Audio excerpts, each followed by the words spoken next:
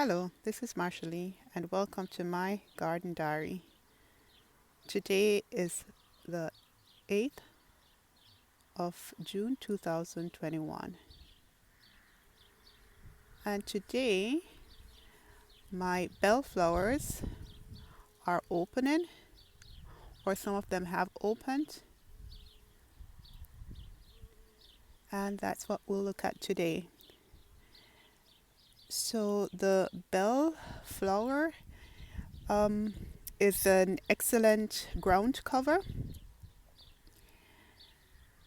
and like some of the plants in my garden, I got a starter plant from my mother-in-law about 6 years ago, and I had it at another location in the garden. And last year, I moved it to where it is now. And from that starter plant that I got, I divided it because this plant has rhizomes, and so I divided it into small pieces and planted them among my roses because I want this to be a ground covering right under my roses so that I don't have to bother with weeds. I don't, you know, the main idea in my garden right now is to try to do less weeding because like right now there's a lot of weed going on with the sun and it getting warmer. Wherever there's no plant in the garden, then there's weed. So seeing that I would prefer to enjoy my plants and concentrate on deadheading stuff and pruning instead of weeding, then this is what I've decided to do, to use plants like the bellflower to to make sure that I don't have any gaps so that I don't have to be weeding. So it's right here among some of my roses, which will start opening soon. And this is exactly what I want to happen. So the carnations are not supposed to be there, even though they're beautiful. They sowed themselves out, but as soon as they stop blooming, I'm going to pull them up. And then what will happen is that the rose will be there. That space that is there was also carnation, and I pulled those one up and transplanted them somewhere else in the garden because I really would like, especially now that part of my bellflower will grow hair. And there's another small plant in there that doesn't have any bud or bloom yet, but that will come over here and will meet with this one over there, and so the whole area here will be with bellflower. So that's the idea. So it did take a while. So last year, this is the second year that the bellflower is here, and it has taken a while to get off, but now it's looking really nice. And these will continue blooming until frost. So it's winter hard. To the first frost, it will continue to bloom. So there will always be some bloom here on the ground or lower underneath the roses. It's quite a hardy plant. Um, Even though it seemed after I transplanted it or transferred it over here, it seemed as if it was going to die.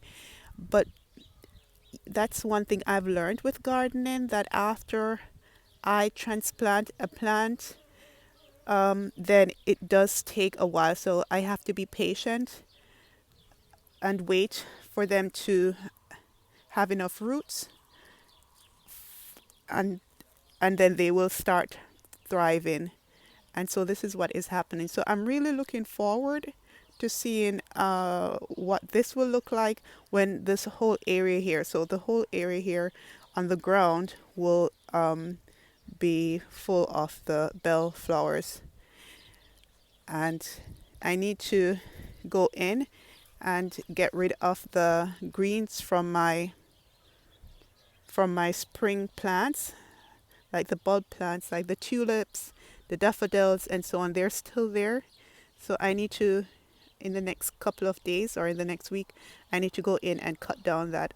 Although maybe this year I'll just wait for them to get brown because the longer the greens stay, then the more energy the bulbs would have. But okay, good.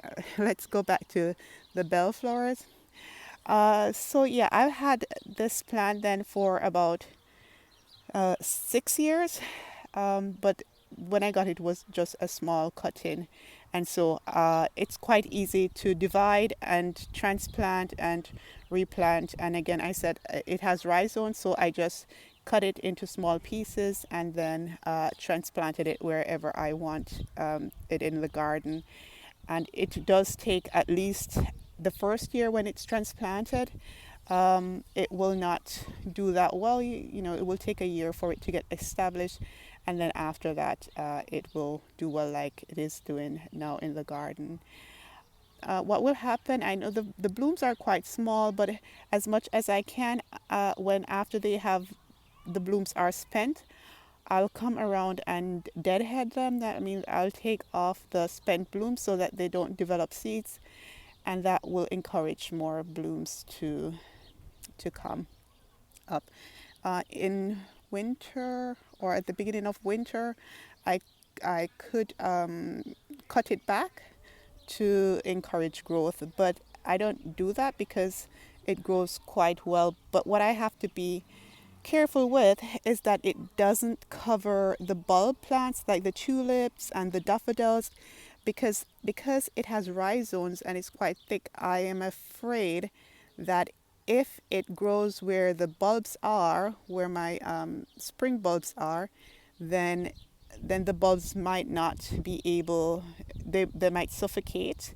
I don't know if that's just in my head or if that can really happen, that because the rhizomes are so thick that it covers the bulbs and then the tulips won't come up.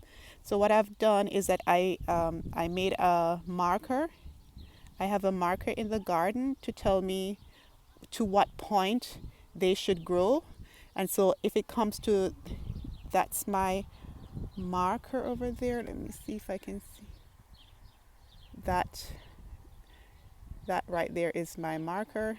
And so it comes straight along the garden, and if they start, if the bluebells or the bellflower, sorry, start growing uh, over a certain line in the garden, then I will just cut it back so that it's not invading on the space that the tulips and the daffodils should be. Okay, so I hope you enjoyed the video, and I will see you in the next one. Look at that. So, goodbye.